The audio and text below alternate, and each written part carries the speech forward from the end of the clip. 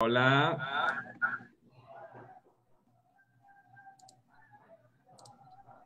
Okay. Muy buenas noches a todos. Muchas gracias a la Barra Nacional de Abogados y Fiscalistas de México y gracias a Jorge Alberto Verdalet, presidente de la Barra Nacional de Abogados y Fiscalistas de México. Hoy quiero darle la bienvenida al maestro Mario Acosta Villanueva, quien él es perito en informática forense. Tiene ya años de experiencia en la práctica, no solamente en la teoría, porque fíjese que él es perito o actúa como perito en el padrón del Tribunal Superior de Justicia del Estado de Quintana Roo. ¿Sí? Él es apasionado en las investigaciones de los delitos cometidos a través del uso de las tecnologías de la información y la seguridad de la información, así como todos los datos personales. Entonces creo que es súper importante su información para todos nosotros y conocer lo que realmente él hace en esta área tan importante que nos va a platicar hoy sobre los ciberdelitos en México. Muchas gracias, Mario, por acompañarnos y por darnos tan valiosa información. Gracias, Oscar. Nada más confírmame si me puedes escuchar. Sí, todo bien, correcto, sí se escucha bien. Muchísimas gracias, Oscar. Muchísimas gracias también, desde luego, por la oportunidad a la Barra Nacional de Abogados Fiscalistas de México, AC, a quienes agradezco profundamente la oportunidad de dirigirme a ustedes el día de hoy con esta charla y este tema, que de verdad, como dice Oscar, me apasiona y quiero compartir con ustedes y espero sea motivo de quizá incluso de debate o polémica algunas cuestiones que voy a comentar y desde luego espero que generen inquietudes y probablemente algunas preguntas. Entonces, rápidamente, en comentarles, y como bien decía Oscar, soy perito en informática forense. Estoy en la práctica ya fuerte desde hace 6 años aproximadamente. Estoy en el padrón del Tribunal Superior de Justicia del Estado de Quintana Roo. Y les repito, pues voy a empezar, si me lo permiten, me gustaría, Oscar, si te parece bien, voy a compartirles una presentación de la charla del día de hoy. Adelante, amigo. Muchas gracias. Eh, Igual te pido si me pudieras confirmar que la puedes ver. Sí, nada más que sería cuestión de, ándale, mostrarla en pantalla completa. Pantalla completa, ahí está. Es correcto. Muy bien, muchísimas gracias. Entonces, si me lo permiten, pues empiezo con la charla. La plática del día de hoy pues va acerca de los ciberdelitos, metodología de investigación y el tratamiento de la evidencia digital un poquito que quiero compartirles a ustedes, pero antes de empezar, pues aclarando que voy a tocar el tema desde el punto de vista del perito en informática forense, que es mi labor, y quisiera poner sobre la mesa y a su consideración este enfoque un poco diferente de empezar a cuestionarnos si tenemos legislación suficiente en México para perseguir e investigar estos delitos y desde luego también poner sobre la mesa la posibilidad de empezar a llamarle a las cosas por su nombre. Y entonces voy a empezar esta charla hablando y me voy a referir ahora a los ciberdelitos desde el punto de vista de la teoría, de los libros que hay en el área, que es mi área de la informática y de las tecnologías de la información.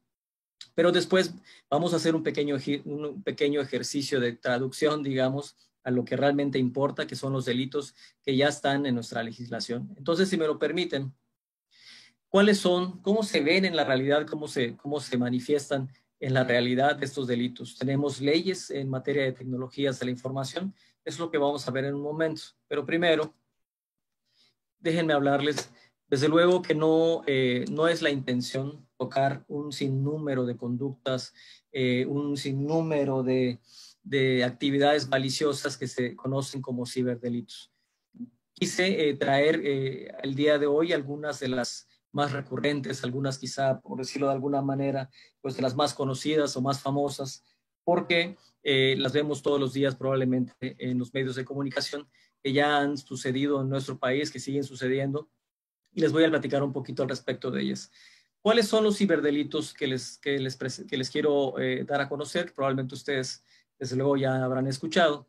Pues tenemos, por ejemplo, el phishing, el ransomware, el hackeo o hacking, el ciberbullying, grooming, entre otros. Les repito, la intención es una breve muestra nada más, no vamos a tocar muchísimos temas más de ciberdelitos, pero quise traer estos el día de hoy para poder hacer este pequeño ejercicio que les quiero compartir. Entonces, nada más para ponernos en contexto, ¿qué es el phishing?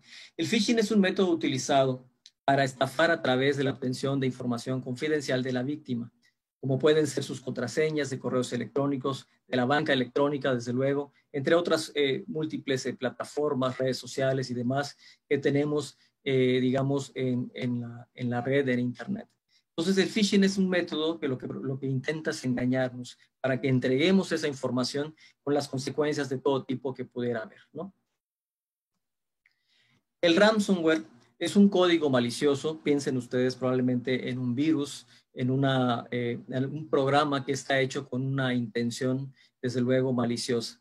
Es un programa o código, el ransomware en particular, que encripta los datos del usuario para posteriormente solicitar el pago de un rescate a cambio de la clave para volver a disponer de la información.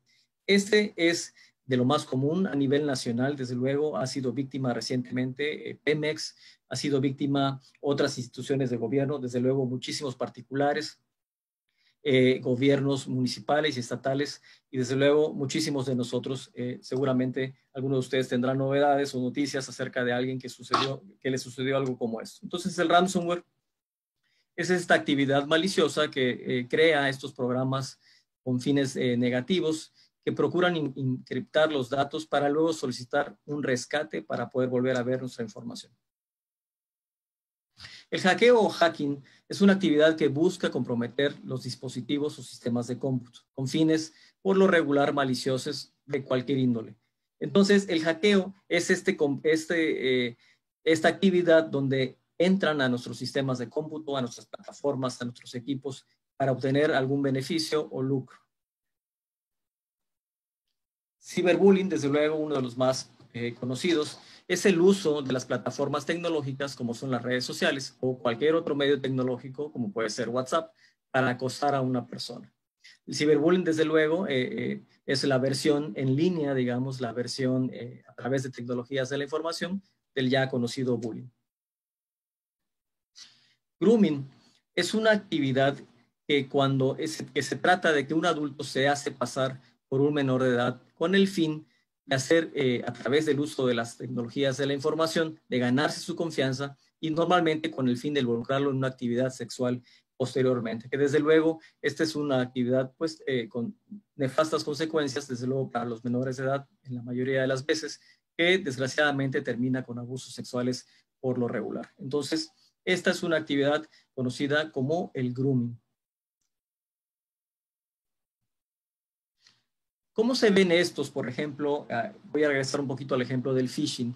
Probablemente muchos de nosotros, seguramente ustedes, han visto algunos de estos correos que intentan suplantar en el caso de la institución del SAT.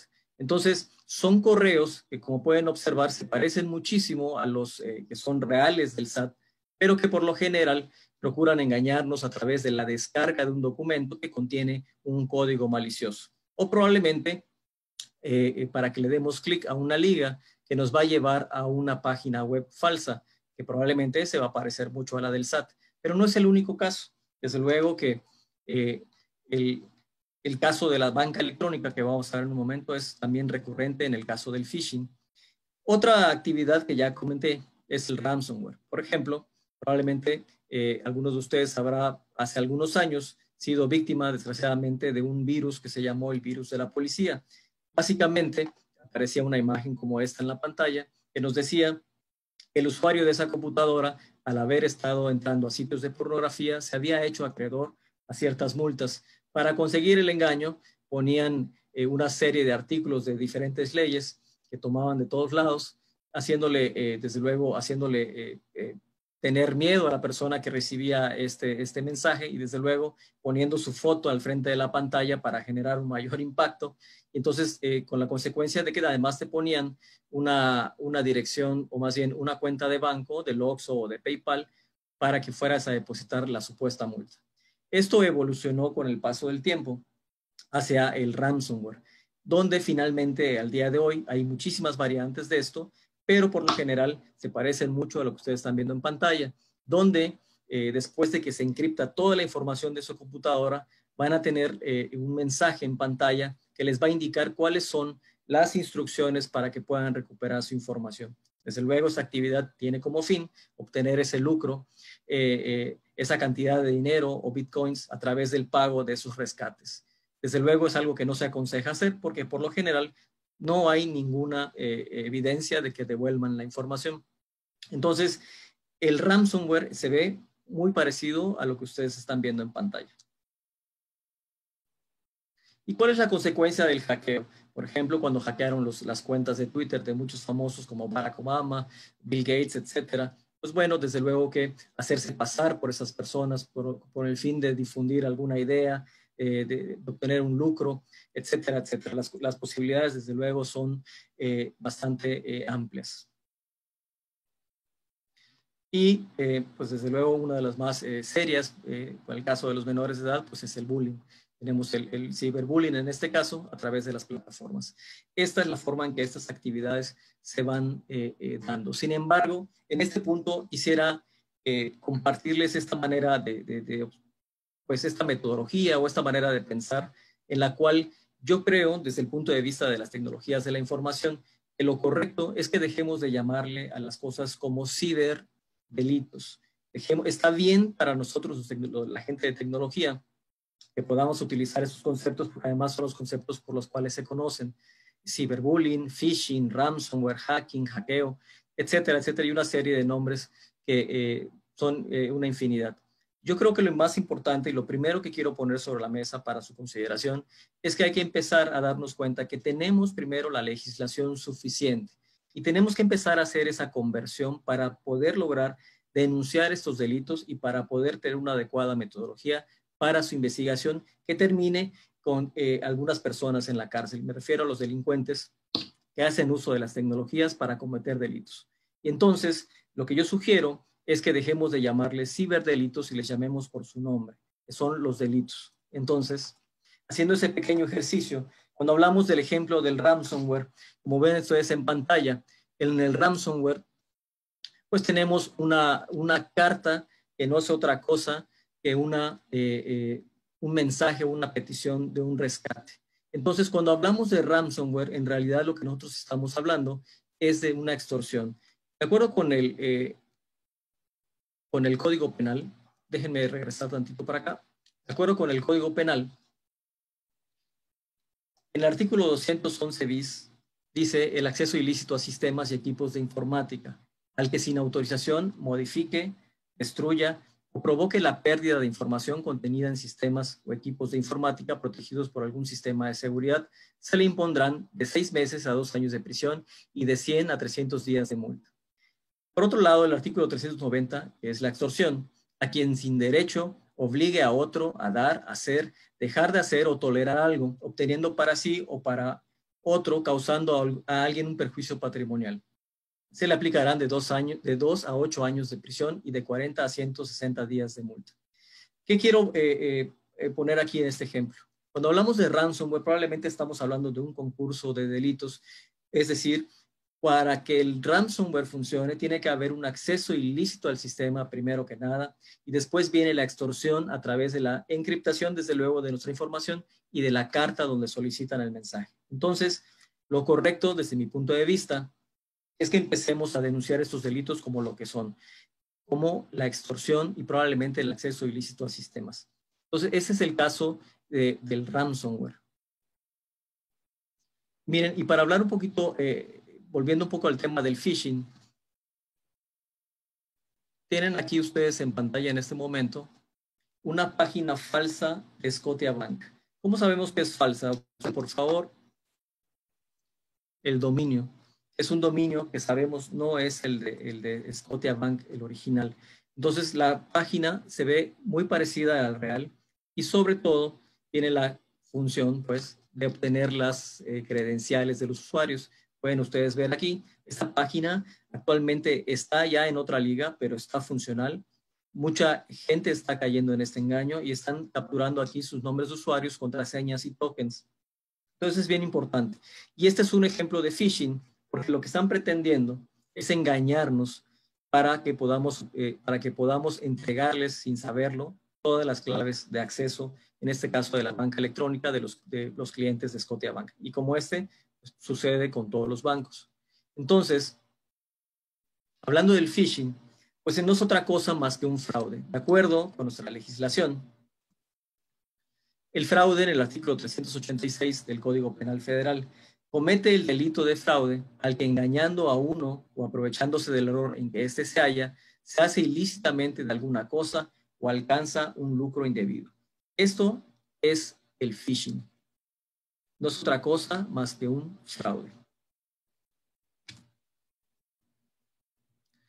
Cuando hablamos del ciberbullying, probablemente estemos hablando, por ejemplo, entre otras cosas, de las amenazas. De acuerdo con el Código Penal Federal, en el artículo 282, al que de cualquier modo amenace a otro con causarle un mal en su persona, en sus bienes o derechos de alguien con quien esté ligado con algún vínculo, y al que por medio de amenazas de cualquier género trate de impedir a otro ejecutar lo que tiene derecho a hacer. Este es un breve ejemplo de cómo podemos entonces denunciar el ciberbullying.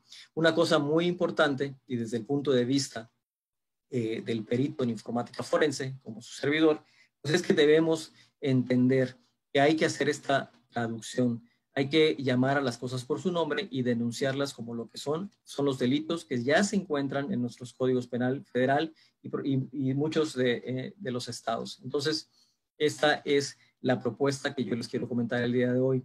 Ahora, al respecto de eso, y hablando de legislación en México, desde luego no podemos hacer de lado una serie de factores que creo que generan un poco de confusión. México, a diferencia de otros países, no posee en un solo documento, en una sola ley, digamos, no está agrupados los ciberdelitos. Entonces, pero vaya que tenemos una legislación suficiente, me parece, y lo pongo a su consideración, porque si bien ya vimos ejemplos de algunos delitos, pues desde luego hay otras áreas donde ya están legisladas. Por ejemplo, en la Ley Federal de Derechos de Autor es bien importante porque ahí se define los programas, qué son los programas de cómputo. Se define respecto a los programas de cómputo el derecho de autor y el derecho patrimonial. Esta diferencia que es fundamental y que por no conocerla normalmente terminamos en juicio con jóvenes que están emprendiendo empresas de tecnología, que están desarrollando software y por no conocer los conceptos del derecho de autor y del derecho patrimonial están metiéndose en problemas con sus clientes. También la Ley Federal de Derechos de Autor define las infracciones en materia de derechos de autor. Entre otras cosas, y como una novedad, recientemente, en el artículo 232, dice, se impondrá una multa de 1,000 hasta 20,000 veces el valor diario de la unidad de medida y actualización al proveedor de servicios de Internet que no proporcione de manera expedita a la autoridad judicial o administrativa, previo requerimiento, la información que esté en su posesión y que identifique al presunto infractor en los casos en que dicha información se requiera con el propósito de proteger o hacer cumplir el derecho de autor o los derechos conexos dentro de un procedimiento judicial o administrativo.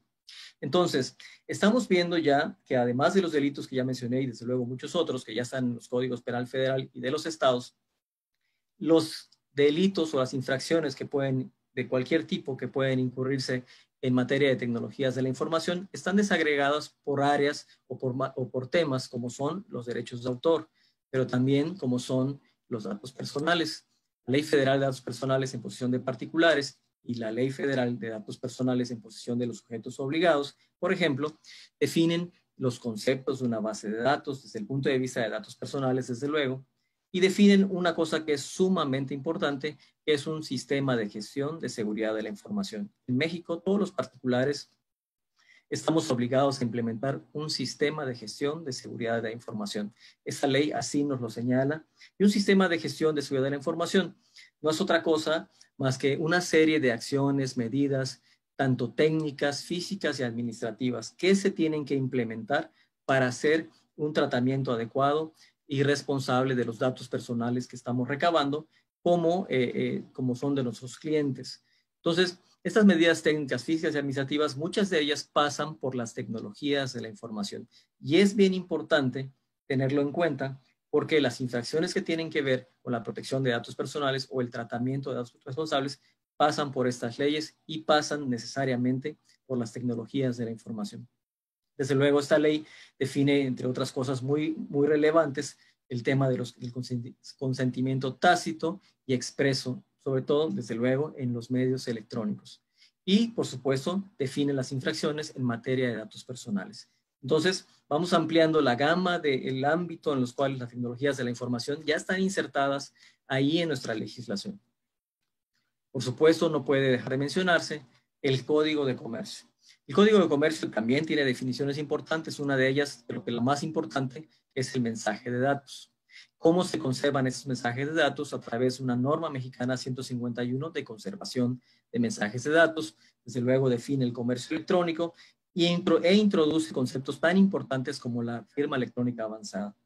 No voy a ahondar mucho en este tema por cuestión de tiempo, sé que estamos limitados. Pero el tema de los más importantes que introduce el Código de Comercio es la equivalencia funcional, que no es otra cosa que el valor jurídico que tiene nuestra firma autógrafa, pues es equivalente a nuestra firma electrónica avanzada o nuestra firma digital. Entonces, esto es bien importante para temas de comercio electrónico. También es muy importante para temas de contratación. De acuerdo con el Código Civil, define la contratación electrónica, define los conceptos también de como el consentimiento tácito, la contratación de tecnologías de la información, que incluye algunos temas muy técnicos como son los niveles de servicio.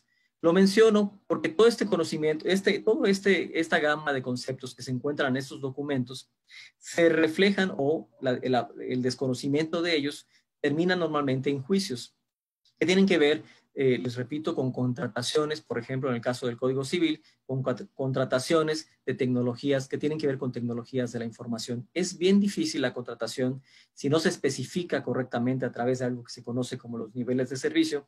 Es bien difícil, por ejemplo, comprobar que se ha entregado un programa de software, que es algo, digamos, intangible. Entonces, siempre terminamos con juicios al respecto por no saber hacer esta contratación. Entonces, es bien importante mencionarlo como un tema que tiene que ver con las infracciones o con los problemas que se dan en nuestra legislación y que están ahí ya en nuestra legislación, como el caso del Código Civil. Desde luego, no voy a mencionar muchas otras ramas o muchas áreas en las que tiene que ver la tecnología de la información en nuestra legislación. Es la intención nada más poner sobre la mesa y este pequeño recordatorio de que sí tenemos tecnologías de la información sumamente insertadas en nuestras leyes. Hablar por ejemplo, de la Ley Federal de Protección al Consumidor, donde se toca todo el tema de los derechos de los consumidores del comercio electrónico, de una ley de firma electrónica avanzada, donde se define con precisión cómo funciona y las partes sumamente técnicas de cómo debe de funcionar y cuál es su valor probatorio, entre otras muchas cosas. Tenemos también una ley federal de telecomunicaciones que desde luego define una de las cosas más importantes, son los temas que tienen que ver con la obligación de los concesionarios para proporcionar la información de manera expedita a las autoridades cuando así se les solicite. Entre otros muchos temas que están, les repito, desagregados en muchas leyes que tenemos ya, pero que sí existen en México la información o la legislación suficiente para atender los temas que tienen que ver, por un lado, con los delitos que se cometen a través de las tecnologías de la información y con las infracciones que tienen que ver en cada uno de estos temas que ya he mencionado. Entonces, uno también muy relevante que tiene que ver con la ley de instituciones financieras, desde luego es la Circular Única de Bancos, que, entre otras muchas cosas, en su capítulo 10 define el funcionamiento exacto, preciso y sumamente técnico del funcionamiento de la banca electrónica, desde su contratación, los medios de autenticación, los medios de notificación. Y este es un tema sumamente recurrente cuando existen y viene desgraciadamente, viene en crecimiento de manera impresionante la cantidad de quejas y reclamos acerca de transferencias no reconocidas por los clientes que por lo general tienen que ver con un asunto de phishing, donde primero fueron engañados con una página web falsa, donde desgraciadamente la gente por falta de conocimiento, por falta de capacitación, porque, por ejemplo, muchos de mis clientes que tienen estos problemas son personas ya de cierta edad, donde la barrera de las tecnologías digamos que se impone porque son vulnerables o muy vulnerables a una llamada, a un sitio web falso que parece al real, pero que tiene como intención, como ya vimos, pues engañarlos. Entonces, entregan sus contraseñas, entregan sus NIPs, entregan sus tokens tantas veces como sea necesario para que sucedan un montón de transferencias, altas primero y después transferencias que desde luego pues resultan en un perjuicio al patrimonio de estas personas, porque, bueno, tengo clientes que bueno, van con un perjuicio en dinero desde 50,000, 250,000, 1 millón, 2 millones de pesos y así para arriba. Entonces es algo muy importante que hay que conocer. ¿Cómo investigamos esto? Bueno, pues es con la circular única de bancos, por principio de cuentas, que define muy técnicamente cada uno de los pasos que tiene que seguir el banco para operar la banca electrónica. Entonces vamos a ver un poquito al respecto, un poquito más adelante. Ahora bien, todo esto que les acabo de platicar un poco rápido, pero les pido una disculpa, pero sé que estamos un poquito cortos de tiempo y bueno, ya es muchísima la información. Todo esto que les acabo de platicar, pues es primero para ponerles en contexto. ¿Qué son los ciberdelitos? Son esas actividades que ya vimos algunas, que tienen que ver con las tecnologías de la información, pero que al final del día tenemos que encuadrarlas, tenemos que empatarlas con lo que sí tenemos en nuestra legislación, porque no tenemos phishing, pero por supuesto que tenemos el fraude, como ya vimos, y pongo a su consideración, porque no tenemos alguna vez me decía algún cliente, oye, es que me están secuestrando mi información. Y bueno, para términos didácticos, pues está bien, pero no existe tal cosa. Lo que está sucediendo es una extorsión y probablemente para lograr esa extorsión, probablemente hubo un acceso no autorizado a sistemas de cómputo. Entonces, poniéndonos en ese contexto, y ya que hicimos me parece, esta necesaria traducción de la teoría de las tecnologías de la información a lo que realmente existe, que son los delitos, que ya están en nuestros códigos penales, bueno, pues entonces ya tenemos el primer paso de una metodología de investigación, porque entonces ya sabemos o ya deberíamos saber cómo poder denunciar estos actos ilícitos. Ya podemos direccionar una denuncia correctamente ante el Ministerio Público, por ejemplo, y poder entonces denunciar un fraude, una extorsión, unas amenazas, un acoso, etcétera, etcétera. Y ya que tenemos eso, y por eso les platicaba al principio, que desde el punto de vista del perito en informática forense y en esta obligación que tenemos los peritos de direccionar, de apoyar, de ser una fuente de información útil para los abogados, pues bueno, ya que hemos logrado hacer en conjunto este direccionamiento, esta identificación de estas actividades que son tan tecnológicas a lo que realmente importa, que son los delitos que están tipificados, les decía, pues bueno, el siguiente paso es entender cómo vamos a tratar las evidencias que los peritos vamos a obtener para ustedes, los abogados.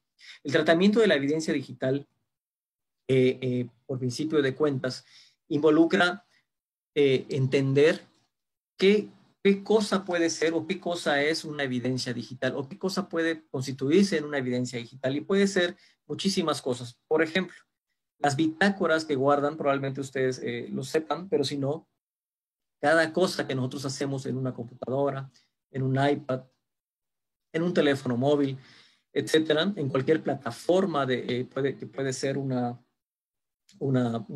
nube, como puede ser Dropbox para los que tengan estos servicios como Google Drive, OneDrive de Microsoft, Dropbox, etcétera, etcétera, que hay muchos proveedores. Bueno, nosotros tenemos, casi todos podrían tener una cuenta de esto. Entonces, estas plataformas son también evidencia digital, donde pues guardan bitácoras. Cada cosa que hacemos en una plataforma tecnológica, prácticamente sin excepción, guarda registro de todo lo que hacemos. Por supuesto, una foto guarda datos, un video. Ya les dije, las plataformas como Facebook, Google, las de nube como Dropbox, OneDrive, Google Drive, un teléfono móvil, una tableta, etcétera, ya lo mencionaba. Todos los dispositivos, plataformas guardan información de cada cosa que hacemos ahí. Se llaman bitácoras y para todos los dispositivos y para todas las plataformas existen. Por otro lado, las fotografías que ya mencionaba el ejemplo, existen algo que se conoce como metadatos. Los metadatos son datos que están contenidos dentro de los datos, digamos, dentro de una fotografía, dentro de un video y que proporcionan información adicional. ¿Cómo se ve esto, digamos, en la vida real? Déjenme avanzar un poquito esto.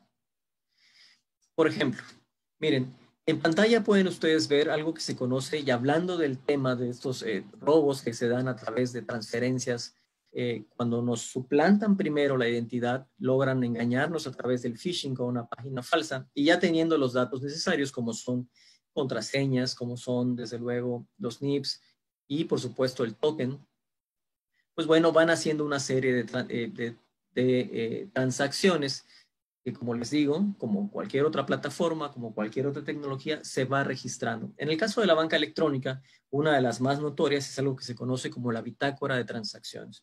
¿Qué guarda esta bitácora de transacciones? Pues de cada cosa que ustedes hacen en su banca electrónica, guarda registro puntual, específico del número, de la fecha, de la hora precisa, el número de operación, el tipo de operación, si es un alta, si es el acceso, si es la salida de la banca, si es un alta de un beneficiario, si es una transferencia, pero guarda algo más que es sumamente importante.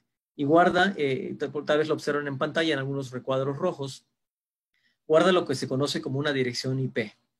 La dirección IP, para quien no tenga idea de qué es o tenga una idea a lo mejor aproximada, la dirección IP es un identificador, digamos, de un dispositivo. Voy a ser muy simplista y voy a omitir muchos detalles técnicos, pero básicamente es una identificación momentánea en una fecha y hora especificadas, digamos que de un dispositivo.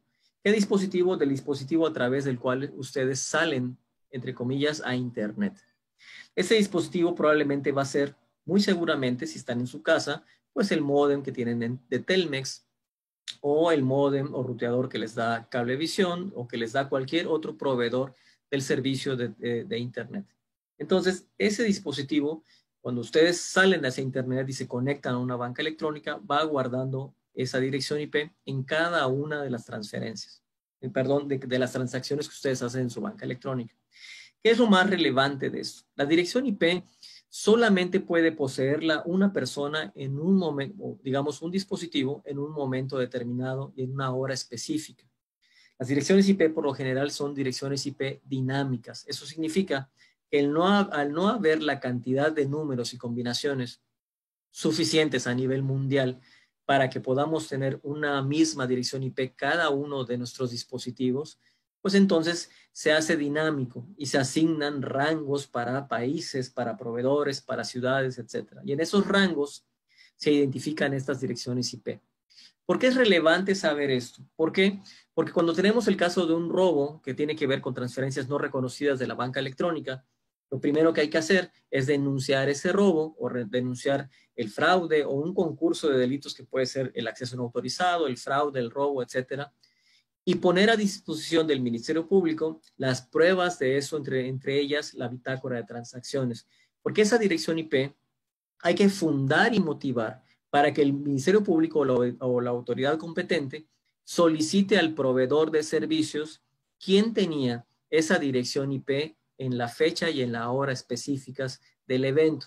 Y eso significa nada más y nada menos que vamos a llegar a un nombre, dirección y un propietario, quiero decir, de ese dispositivo que se conectó a esa hora y que hizo materialmente esa transferencia. En este caso, bajo engaño o probablemente de manera ilícita. Entonces, esta es la relevancia de conocer esta bitácora. Y esta bitácora se obtiene a través de la bitácora de transacciones. Entonces, es bien importante que identifiquemos que, primero que nada, que todo lo que hacemos en cualquier plataforma, tecnología y computadora se queda registrado.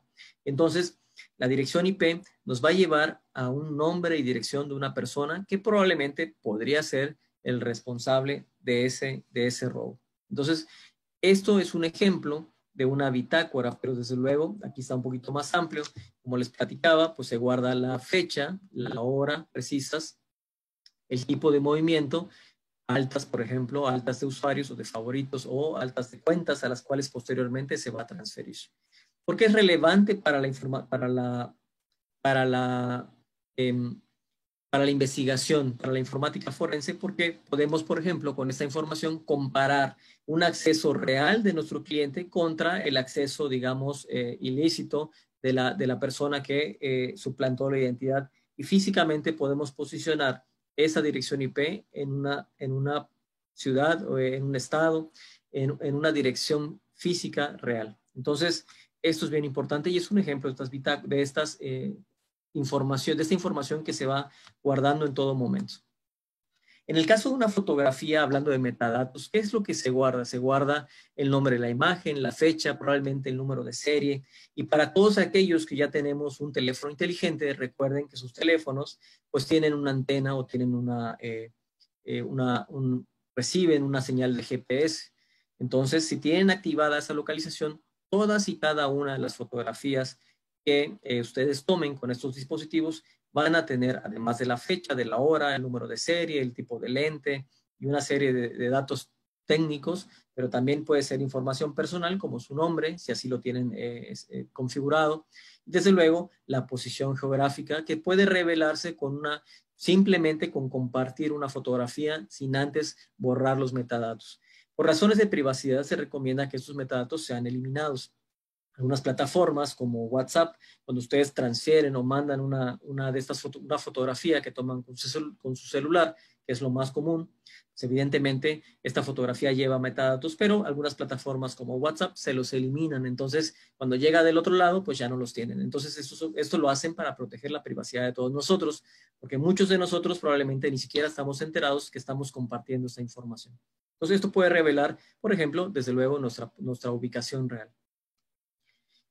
Evidentemente, en materia de informática forense, esto tiene una utilidad, por ejemplo, en juicio, cuando queremos posicionar a una persona en algún lugar o lejos de un lugar de algún evento o de algún delito, pues una fotografía puede revelar la ubicación. Entonces, esto puede ser de utilidad en cualquier sentido.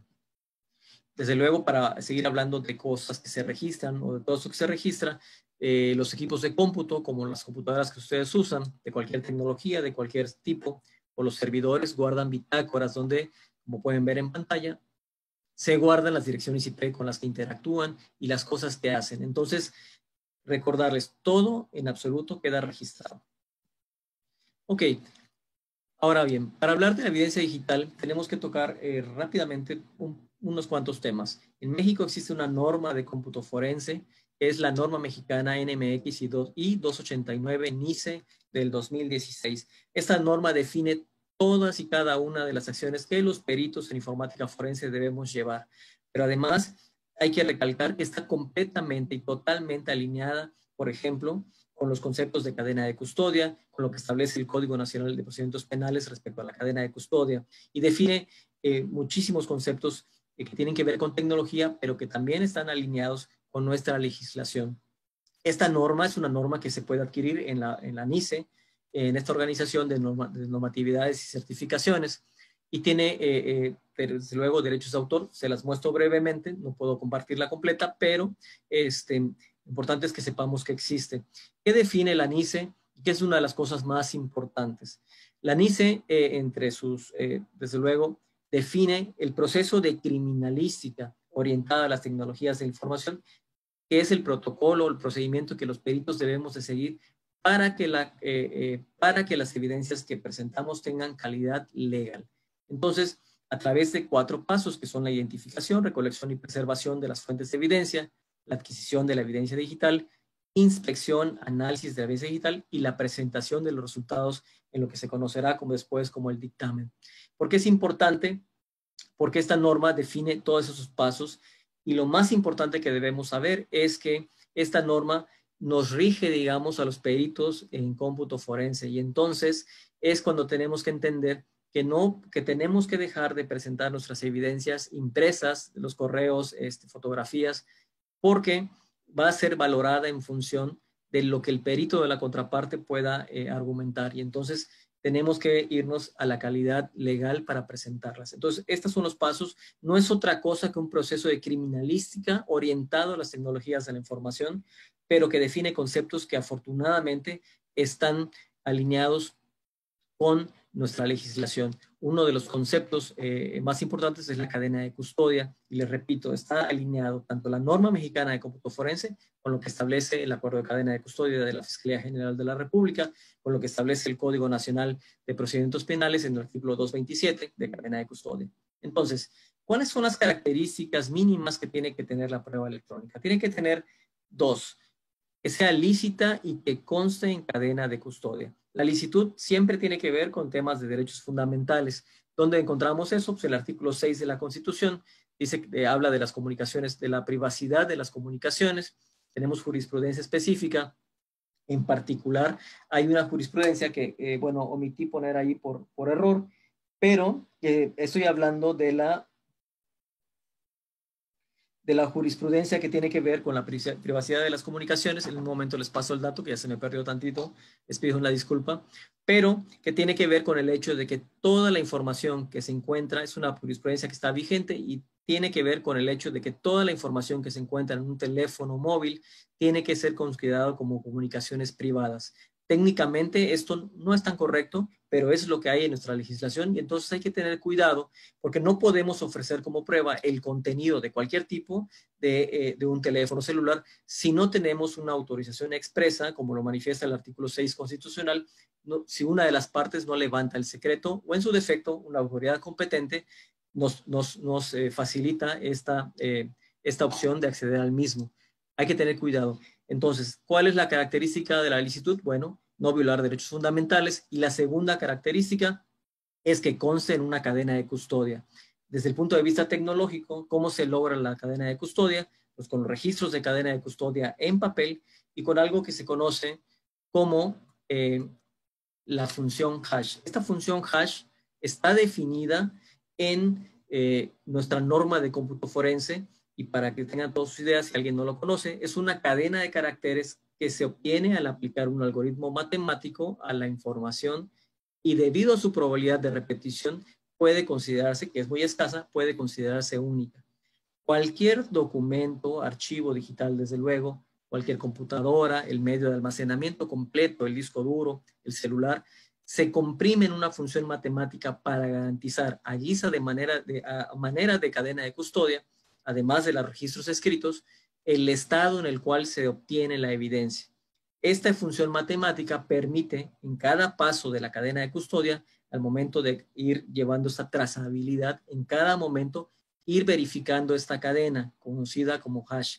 Eso permite garantizar que a cada paso de esta cadena de custodia se mantiene idéntica, y con eso garantizamos que la evidencia digital que obtuvimos de la escena del crimen es la misma que llega al juicio, y todas las partes pueden comprobarlo con las herramientas tecnológicas que para ese efecto existen. Entonces, volviendo al tema de las características mínimas de la licitud y cadena de custodia, ¿cuáles son los alcances y limitantes de la prueba electrónica? Desde luego, las limitantes son la jurisprudencia que ya mencioné, desde luego el artículo 6 constitucional. No podemos ofrecer el contenido de los correos, no podemos ofrecer el contenido de cualquier cosa que sea un teléfono móvil, si no tenemos la autorización expresa, el levantamiento del secreto por una de las partes involucradas en esta comunicación. Desde luego, esa es la limitante. Otra limitante, por supuesto, los alcances, pues son, como ya lo vimos, las direcciones IP, los dispositivos. Hablando también de estas limitantes, hay que entender que la prueba electrónica siempre se debe de complementar con otro tipo de pruebas.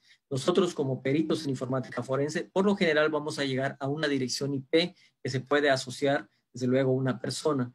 Vamos a llegar a dispositivos, pero esa es nuestra limitante. Direcciones IP y equipos. ¿Quién tenía esas direcciones IP? ¿Quién tenía esos dispositivos? Bueno, se complementa con otras tipos de pruebas, y quiero poner un ejemplo.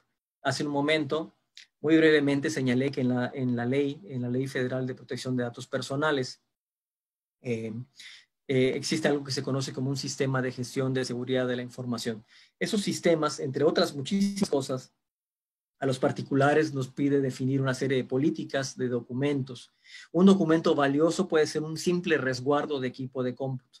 Cuando ustedes asignan como directores de una organización un equipo de cómputo a una persona y lo numeran con su número de serie, su dirección IP, el nombre de la persona que es responsable del uso, pues ese documento también se constituye en una prueba que va a complementar a las bitácoras y a todas las evidencias digitales que los peritos hemos obtenido, y vamos a llegar a un responsable y vamos a tener nuestras pruebas completas.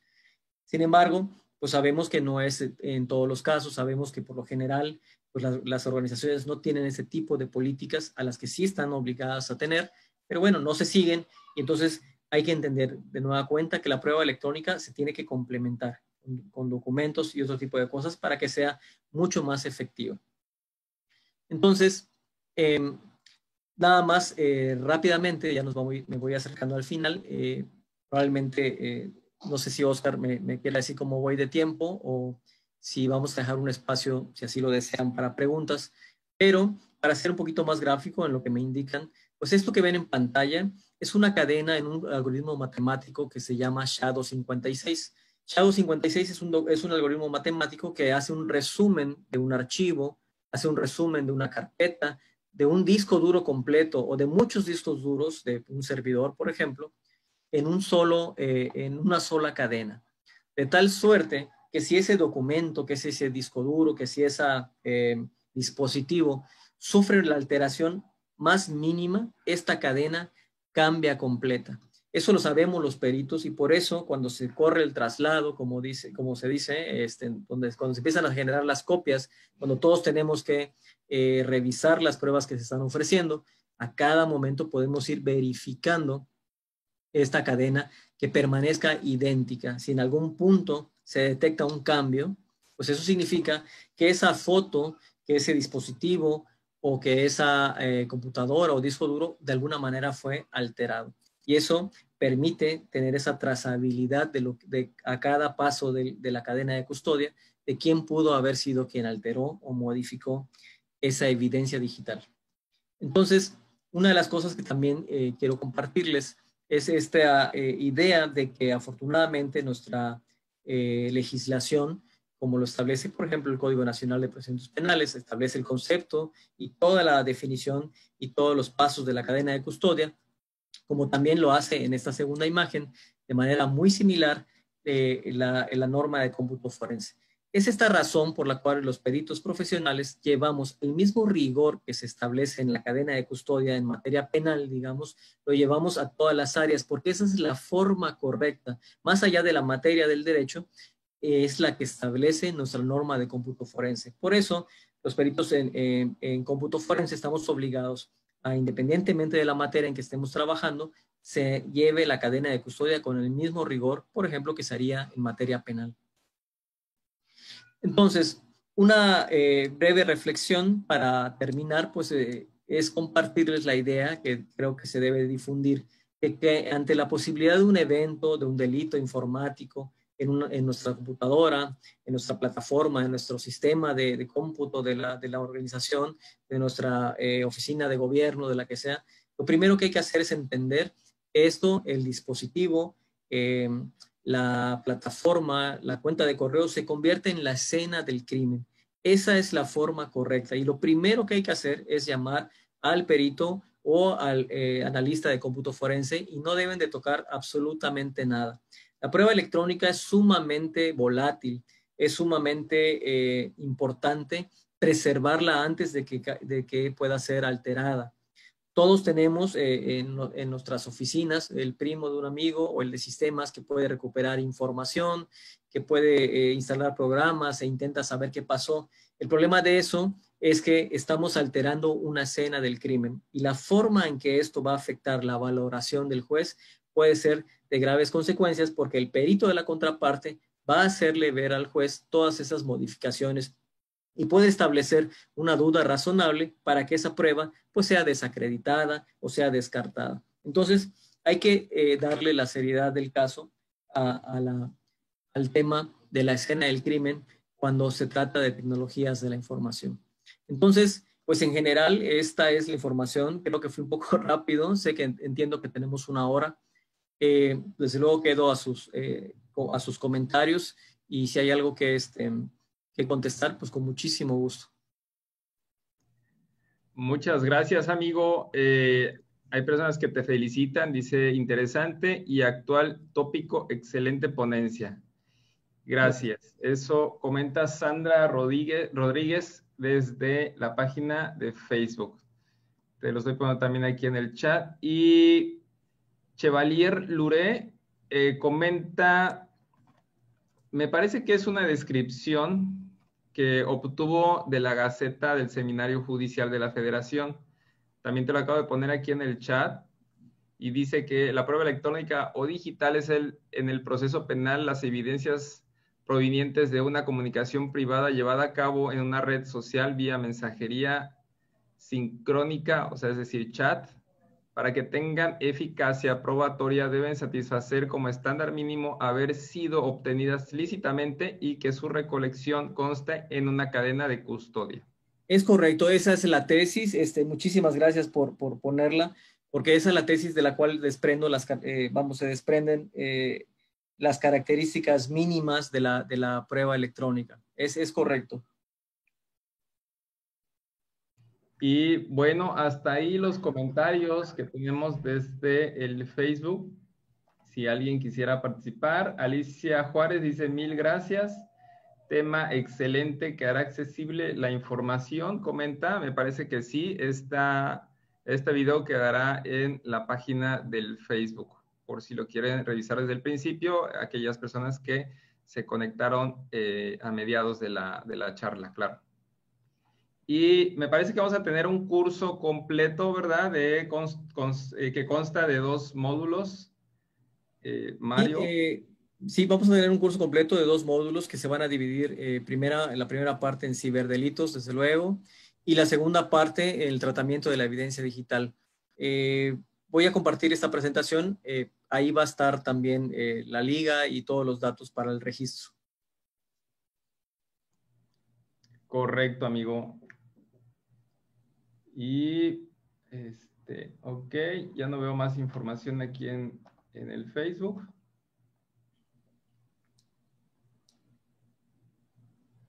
Bueno, para todas aquellas personas, ahorita va a aparecer lo que es el link.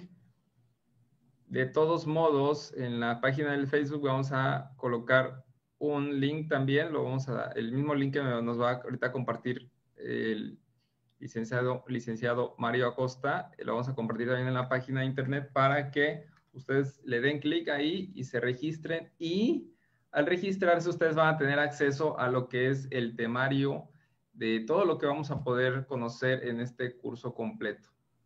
Me parece que son 10 horas, ¿verdad, Mario? En total, Sí, por ambos módulos. 2 sesiones de 5 horas cada una. Correcto. Y pues va a ser un tema súper interesante. Yo creo que es muy bueno conocer todo esto y llevarlo a cabo para todo este manejo, ¿no?, de pruebas. Claro, digo, por cuestiones de tiempo, es un pequeño resumen, ¿verdad? Pero ahí veremos cosas mucho más específicas, muchas cosas muy técnicas, pero que pueden ser de utilidad sobre todo para los abogados. Entender cómo funciona la tecnología creo que les va a dar un punto de vista más amplio de cómo se puede pues investigar y denunciar y perseguir, desde luego, estos delitos. Correcto, amigo. ¿Algo más que te gustaría? Dice aquí, ¿cómo contactamos al perito ponente? Correcto, una vez que te registres van a llegar algunos datos directamente al perito. Cuando tú te registres van a llegar tus datos, así que es importante que pongas tu nombre completo, correo electrónico y número de teléfono para que podamos, para que el perito pueda tener tus datos y él, pueda agendar a lo mejor un mensaje contigo, un correo electrónico y se puedan contactar, ¿verdad? Correcto, así es, por favor. En la liga van a obtener toda la información necesaria y desde luego estoy a sus órdenes. Pues muchas gracias, Mario. Creo que sería todo. Dice Sandra, soy abogada litigante y me interesa, por favor. Con muchísimo gusto, Sandra, estamos a tus órdenes. El tema, desde luego, es muy, muy amplio. Les repito, hay cuestiones técnicas que he pasado por alto, pues por cuestión de tiempo. Tuve que ir algo rápido, pero estoy seguro que para todos los amigos abogados, las cuestiones técnicas que podemos compartirles les van a dar una visión diferente. Existe, desafortunadamente, no todas las personas, pero una idea un poco errónea respecto al anonimato que aparentemente da Internet. Déjenme decirles que todo se registra y todo se puede investigar. Podemos llegar con mucha certeza científicamente a los responsables. Entonces, desde luego que toda esa información estoy a su disposición y pues agradezco a la Barra Nacional de Abogados Fiscalistas de México la oportunidad de dirigirme a todos ustedes. Es para mí un honor y pues bueno, les agradezco muchísimo, muchísimo la atención que me prestaron. Pues muchísimas gracias, Mario. Creo que les voy a escribir por aquí, por el Facebook, lo que es la liga.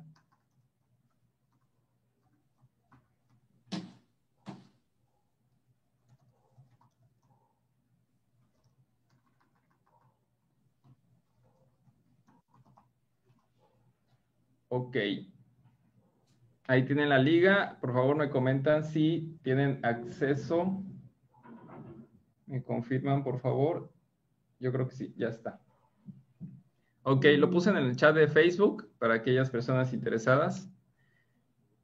Y bueno, pues si no hay más preguntas, etcétera, dice Chevalier, de nuevo, dice, importante considerar ciertas sugerencias para proteger nuestros dispositivos electrónicos. Sí, desde luego, allá, bueno, van a conocer, si los que tengan oportunidad de acceder a la liga que nos ha proporcionado Oscar. En este curso vamos a ver algunas cuestiones que mucha gente no sabe. Por lo general, no tenemos mucha conciencia de las cosas que involucran o de las cosas que hacemos en Internet, de la información que hacemos pública, a veces de manera inconsciente y que desde luego jamás volverá a ser privada. Y hay muchísimos datos que están recolectando nuestros celulares, nuestras plataformas, ubicaciones, que están a disposición de cualquier persona con el simple hecho de conocer nuestras contraseñas. Mensaje súper importante para todos aquellos que comparten sus contraseñas del Wi-Fi de su oficina o de su casa. Tengan mucho cuidado, acuérdense que les dije que lo que se registra es la dirección IP de su oficina o de su casa. Imaginen que alguien hace mal uso de esto y vamos a ver todo eso a detalle, cómo funciona tecnológicamente y eso les va a abrir un panorama a los abogados distinto de cómo denunciar y cómo perseguir a sus delincuentes.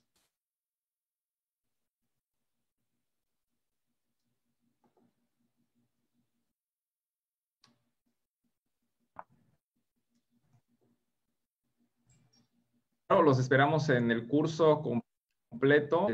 Ya hay algunas personas, ¿no?, que dicen que no ven la liga, ya la volví a poner. Y bueno, estamos en órdenes, tanto un servidor, Oscar González, como Mario Acosta, ¿verdad? Veo más dudas, preguntas o sugerencias. Te damos por de nuestro Mario.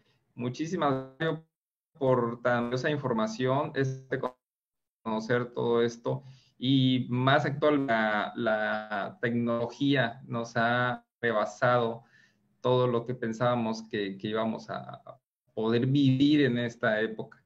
Se esperaba tantos cambios y tan rápidos, tan radicales actualmente que, bueno, a acelerar todos estos cambios, ¿verdad? Entonces es súper importante estar atentos de cualquier alteración, cualquier sospecha de fraude, como tú comentas, es importante estar siempre atentos, ¿verdad? Así es, el tema de la pandemia vino a acelerar algún proceso que ya era muy rápido del uso de las tecnologías de la información, el uso de dispositivos móviles. Repito, la pandemia ha acelerado, ha potenciado y maximizado este crecimiento en el uso de los dispositivos, en el uso de las plataformas, pero desde luego esto siempre va a ir aparejado, desgraciadamente, con los riesgos. Entonces, lo único que hay que hacer no es dejar de usar la tecnología, sino de estar consciente de los riesgos. Mucho de eso también lo vamos a platicar en el curso.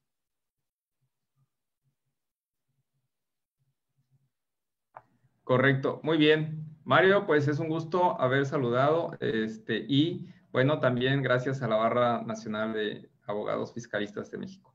Pues damos por terminado. Muy buenas noches a todos. Sigo revisando aquí el Facebook y bueno, si tuviera alguna duda o alguien comenta, pues ya te lo hago saber, Mario. ¿Sale? Muchísimas gracias. Muchas gracias a la barra y muchas gracias, Oscar. Hasta luego. Hasta luego. Buenas noches. Buenas noches.